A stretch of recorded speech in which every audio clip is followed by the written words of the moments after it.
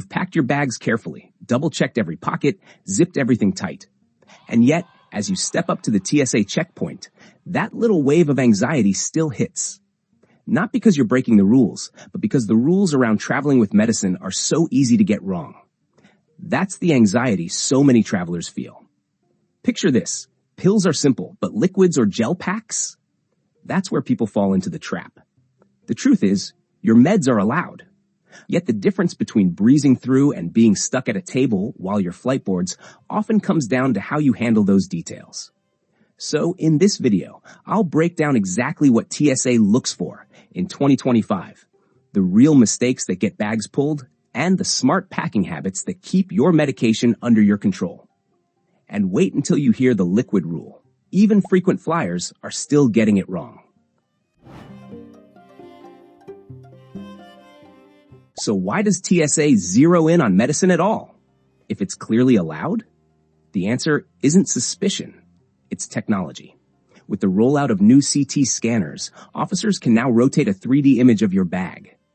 That sharper view is great for spotting threats, but it also means everyday items, like prescription bottles, cooling packs, or even powdered supplements, stand out in ways they didn't before. But wait, not every airport has these super scanners yet. And that's exactly where the headaches start. By 2025, only over 285 of the 435 U.S. airports had already installed CT scanners. That means at a big hub like Baltimore, Washington, or Chicago O'Hare, your bag might breeze through without a pause. But in smaller airports still using the old 2D X-ray machines, the exact same medicine can look suspicious and get pulled for a hand check. Corey, a frequent flyer from Wisconsin, shared that when he flew out of Madison, the TSA let him keep his medication inside his bag. But at Dallas-Fort Worth, he had to pull everything out for separate screening. Same passenger, same meds, yet the process felt completely different. That's why the experience can swing so widely. One machine clears your bag in seconds, while another can't read it cleanly and flags you for inspection. Now for the good part. There's a simple trick that can cut your wait time in half, and I'll reveal it in the next section, so don't miss it.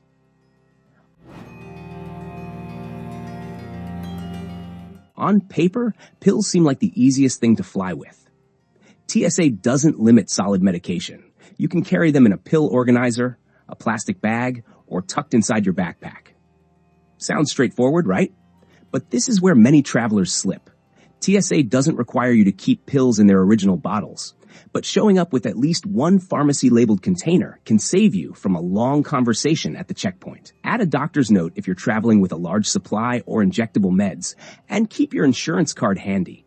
It all helps smooth the process. And here's a quick trick that actually saved my friend when her carry-on was delayed. Want to know what it was? Snap photos of every prescription label and store them on your phone. If your meds get separated from you, even just for a few hours, those images can be your lifeline for a refill abroad. And whatever you do, don't stash them in checked luggage. Suitcases go missing, get rerouted, or show up days late. That's not just inconvenient. It can derail your whole trip. Even overhead bins aren't a sure bet, since gate agents can force you to check your roller bag when bins fill up. The safest move? Keep your meds in a small personal bag under the seat in front of you. That way, no matter what happens around you, your treatment stays within reach. So yes, pills are easy, but handling them carelessly can backfire fast. And liquids? That's where things get even trickier. In the next part, I'll show you the one rule about medical liquids that even frequent flyers still get wrong.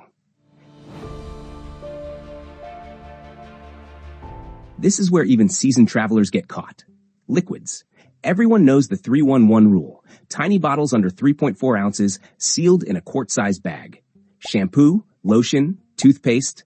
We've all memorized it.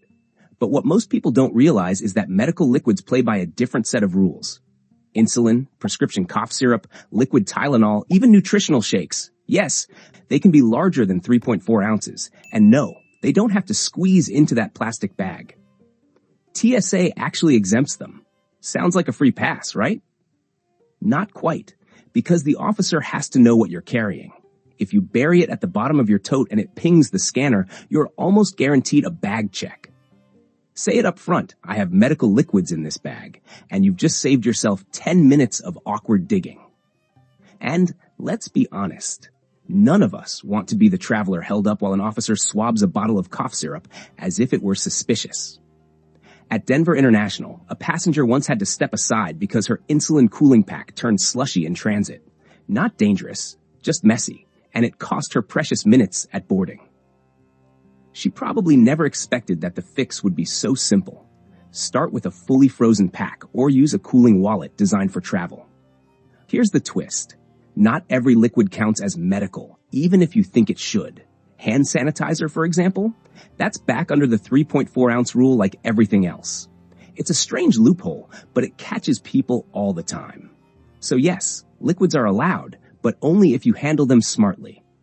In the next section, we'll shift to needles, injectables, and sharp-looking devices, and why they're not nearly as scary to TSA as they look.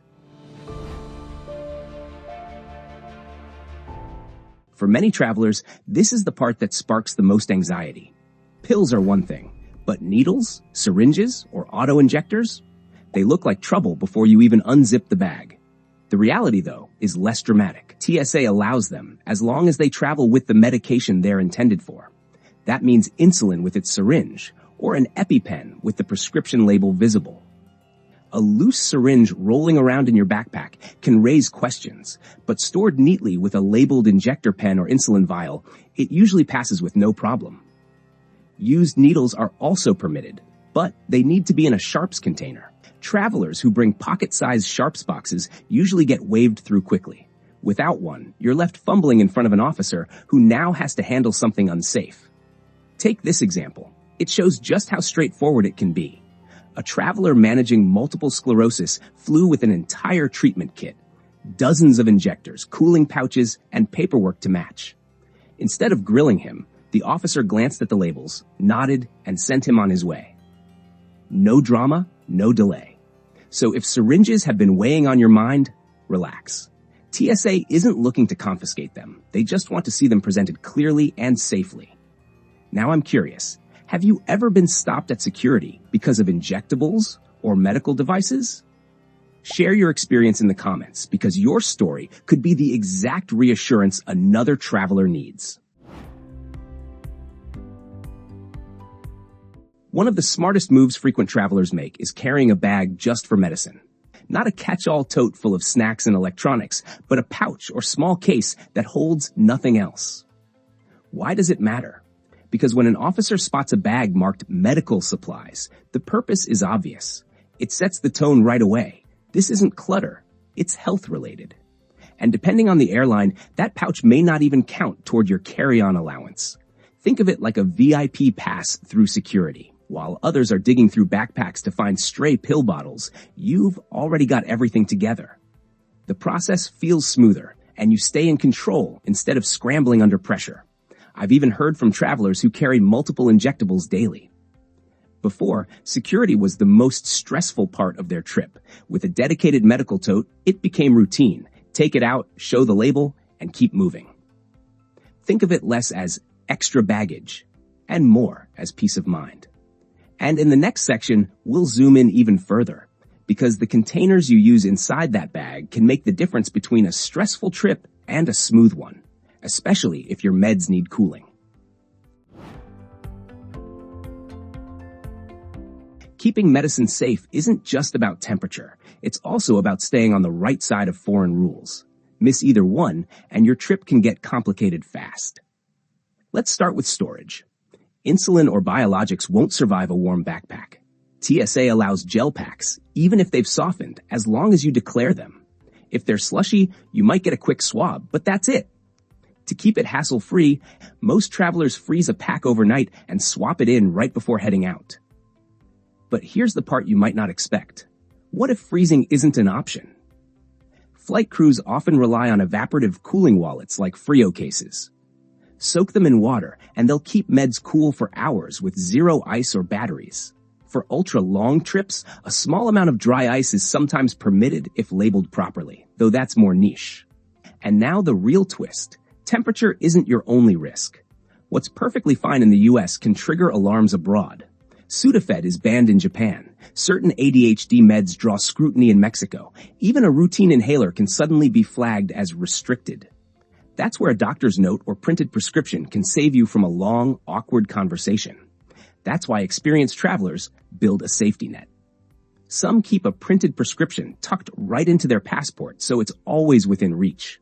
Many pack a few extra days of doses, knowing delays happen more often than we like to admit.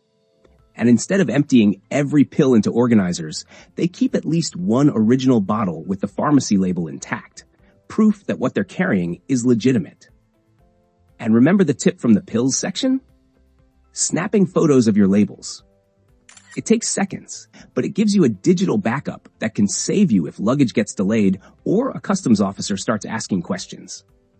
Your medicine isn't just luggage, it's your lifeline. Protect its potency, protect its paperwork, and you're already ahead of most travelers.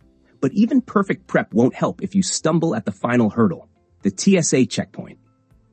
Up next, I'll show you how to get through faster, calmer, and with your meds right where you need them.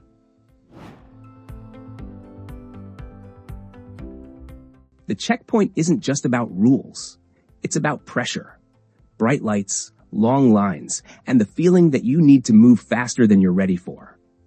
Add medication into the mix, and it can feel like too much. One way to ease that tension is to speak up early. A calm line like, "I have medical supplies in this bag. They may need separate screening," puts the officer in the loop right away. It shows you're prepared, and it removes the element of surprise when something unusual shows up on the scanner. And if the process itself feels overwhelming, there's a program many travelers don't know about, TSA Cares.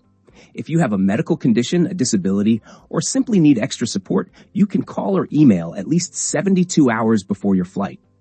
TSA will arrange assistance, so you don't have to face the line alone. In some airports, that even includes a dedicated lane, but availability varies by location. The difference it makes can be huge. One viewer told me her 88-year-old mother, who has a neurological condition, often tensed up when startled. With TSA Cares, she went through calmly and comfortably, something that hadn't happened in years.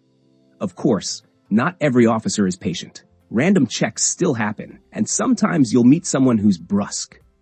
If that happens, stay polite but firm, and don't be afraid to ask for a supervisor. As one traveler put it, we can still be respectful and push back when something isn't handled right. So don't forget, your meds are allowed and help is available. Use your voice, know your rights, and take advantage of programs designed to make travel easier. So here's the bottom line. Your medication is allowed through TSA. Pills, liquids, injectables, they all have a place on your flight. The difference between a smooth trip and a stressful one isn't the rules. It's how you prepare and how you communicate at the checkpoint. Travel should be about the journey, not the stress. And when your meds are secure, you can actually focus on enjoying the trip instead of worrying about the checkpoint. Now, I want to hear from you. Have you ever had the TSA question your medication, or did you find a trick that made it easier? Share it in the comments, because your experience could help another traveler walk through security with confidence. And if this video gives you peace of mind, hit that like button, share it with a friend who's flying soon, and subscribe for more insider tips that make travel simpler. Safe travels, and I'll see you in the next one.